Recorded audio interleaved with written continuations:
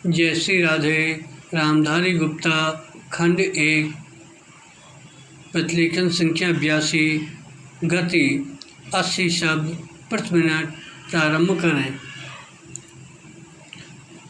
महोदय, राष्ट्रपति के अभिभाषण में राष्ट्र की दशा का जो भी चित्रण किया गया है उसे देखकर भविष्य के बारे में जनता के मन में अच्छे जीवन की आशा उत्पन्न होना कठिन है। विराम।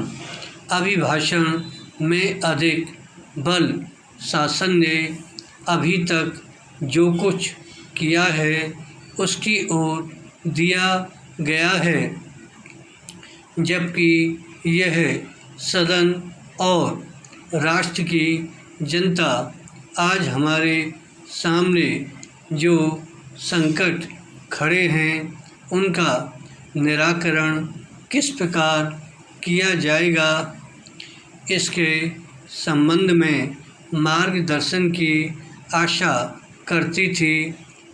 राष्ट्र जीवन के भिन्न भिन्न क्षेत्रों में सरकार द्वारा अपनाई गई नीतियों के जो परिणाम हुए हैं वे हमारे सामने हैं और मुझे यह देखकर बड़ा दुख हुआ कि राष्ट्रपति महोदय के अभिभाषण में राष्ट्र की सुरक्षा के लिए, एकता के लिए जो नए नए संकट खड़े हो रहे हैं उनका कोई उल्लेख नहीं किया गया है। विराम। पैरा। कुछ ही दिन हुए हमारे रक्षा मंत्री ने एक भाषण में कहा था कि भारत 100% सुरक्षित नहीं है। किसी देश का रक्षा मंत्री सार्वजनिक रूप से इस तरह के विचार व्यक्त करे तो यह प्रश्न स्वाभाविक रूप से खड़ा होता है कि राष्ट्र की सुरक्षा की ओर, जो कि सर्वोपरि है, ध्यान देने के लिए पूरा प्रयत्न क्यों नहीं किया गया। विराम।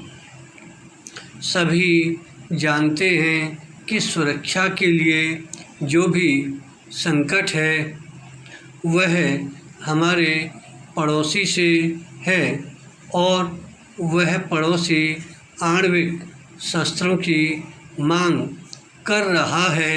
विराम।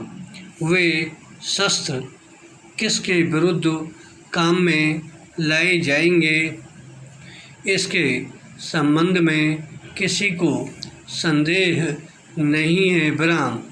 किंतु प्रश्न है, क्या हमारा सैनिक बल,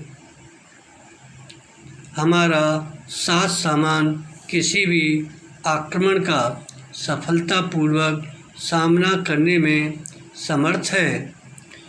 मैं यह स्वीकार करता हूँ कि किसी बड़े युद्ध की आशंका नहीं है, किंतु पाकिस्तान के नेता अपनी जनता का ध्यान वहाँ की गिरती हुई आर्थिक स्थिति से दूर करने के लिए किसी भी समय कश्मीर के प्रश्न पर अंतर्राष्ट्रीय सैनिक हस्तक्षेप को निमंत्रण देने के लिए झगड़ा कर सकते हैं और कोई भी परिस्थिति उत्पन्न हो, देश की जनता इस सरकार से यह आश्वासन चाहती है कि जहां तक पाकिस्तान के आक्रमण का प्रश्न है, भारत 100% सुरक्षित है।